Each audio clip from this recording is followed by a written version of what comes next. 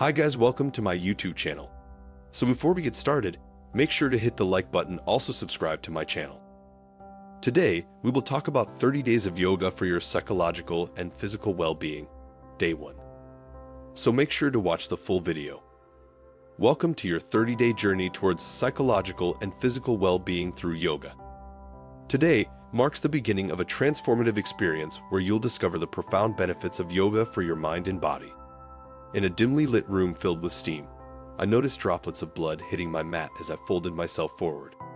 I jolted to my feet and began weaving through sweaty bodies, eventually slipping out of the studio while gripping a white hand towel speckled with blood. About a week later, in 2023, that same yoga studio emailed to inform me that all of their New York City locations would be closed until further notice due to the coronavirus. Since March, dozens of yoga studios have closed permanently, from chain locations to smaller, boutique studios, the New York Times reported in September. The yoga community quickly pivoted, launching a new wave of pandemic yoga. As the Times wrote, yoga requires only a clear mind and a few square feet of space, so it is easily converted to remote instruction.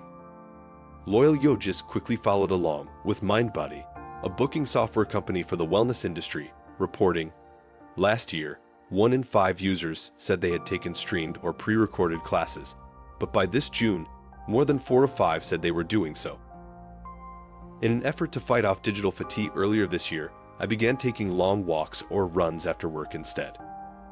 Practicing yoga is reported to have physical and mental health benefits, and I wanted to incorporate these into my work-from-home routine. Mentally, yoga has also been reported to reduce stress and boost feel-good hormones. Business Insider reported in 2023 that yoga may reduce stress by interfering with the central nervous system's ability to release stress hormones. Citing a 2011 study, Business Insider also reported that participants said they felt significantly less lower back pain after completing just 6 to 12 yoga sessions. I decided to commit to 30 minutes every day for a month and landed on an abundance of videos by Yoga with Adriene, a YouTuber with 8.89 million subscribers, a soothing voice, and an adorable dog named Benji. Amidst an endlessly stressful news cycle, working from home, and plenty of social media distractions, I hoped that returning to yoga would help me regain some peace of mind, all in the comfort of my own home. At first, I found practicing at home, on my own, much more challenging than attending a class. On day 1, Adriene calmly declared that all you need is your body and an open mind. But while standing hips-width distance apart with my body hanging heavy, I found my hand reaching towards the spacebar to check how much time was left. I was 8 minutes into the video. I found practicing yoga alone much more difficult than in a crowded class. Instead of holding on to every last minute of quiet, I now found myself watching the time slowly creep by. I couldn't get my mind to be present, which made each deep inhale and exhale feel more laborious than I was used to. For the entire first week, I wrote yoga at the top of my to-do list. My plan was to do 30 minutes during my lunch break, but I found myself slowly pushing it further along each day, sometimes not unrolling my mat until 11 p.m. I became aware of just how lazy my after-work routine had become. Despite how good yoga left me feeling, one of the biggest challenges was disrupting my pre-existing habits and incorporating something new. Once my body warmed up to practicing daily, I began to notice improvements. By the second week, I finally felt myself adjusting to consistent yoga. The repetition of phrases slowly caught on, allowing me to close my eyes instead of having them glued to the screen. I also started to seek out the surge of energy it left me with, and found myself turning to yoga instead of making an afternoon coffee. My body even grew sore, warming up to the daily stretches and strains that it hadn't experienced since early March. I wanted to push my body harder and see just how long I could balance on my shaking leg. Challenging myself left me feeling accomplished and refreshed. But as the adrenaline of the challenge wore off, I felt myself hitting a plateau. Once again, into the third week, I found myself lamenting how slowly time was passing. I felt my balance was not improving. The stretches never came easier, and the mounting frustration made it more difficult to commit myself every day. None of it had to do with Adriene's videos. Adrienne, who the New York Times called the Queen of Pandemic Yoga, has garnered so much success with her practice because her yoga aims to meet you where you are. She isn't trying to push you to hold a pose past your breaking point or guilt you for skipping a day. In fact, in one of her videos titled Yoga to Feel Your Best, I landed on a comment that resonated with me.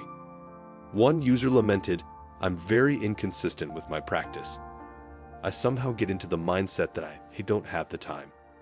I have to say, as soon as I step back on the mat, it's like all that negative energy, all those thoughts that keep me from bettering myself, they disappear. By the end of the challenge, I had learned a lesson about exercising intuitively. As I inched towards the fourth and final week, I landed on one of Adrienne's videos titled Yoga for When You Feel Dead Inside, her Halloween special. The description reads, "Some days are harder than others. You feel empty or overwhelmed. It's difficult, and that is okay. Other days you feel stiff, unmotivated, can't quite get moving, almost frozen, staring out. I have your back." Paced slower than some of the other videos I had tried, I finally felt like I was relinquishing the high standards I had placed on myself. In the final week, instead of seeking out every fast-paced video on the channel, I leaned into the gentle practices. In the beginning of the challenge, I was placing pressure on myself to completely relax and walk away feeling recharged, which led to a mixture of guilt and dread on days when I just did not want to do it. But by the end of the challenge, I felt my mind easing up. Some days, I would move through the poses while my thoughts wandered elsewhere. Other days, the 30 minutes would fly by, and I would opt for another 30. I began listening to my body and giving it what it needed. Yoga began as a mental challenge, but gradually became a tool to nurture myself. After 30 days, yoga taught me a lot about patience. While it was a mental challenge at times to confront how tight my body felt or how stressed my mind was, giving into yoga became a gentle, approachable method to doing something nurturing for myself. In the end, yoga did not grant me the mental or physical improvements that I had hoped for. I never noticed my stress levels dramatically decrease. Vast improvements to my physical health, such as my lower back, never came. Instead, yoga taught me how to ease the pressure I place on myself. I learned that working out at my own pace becomes much less of a mental strain, and intuitive exercise is what works best for my body and mind. What do you think of our video? Let me know in the comments section below. Also, subscribe to our channel before you go. Thanks for watching.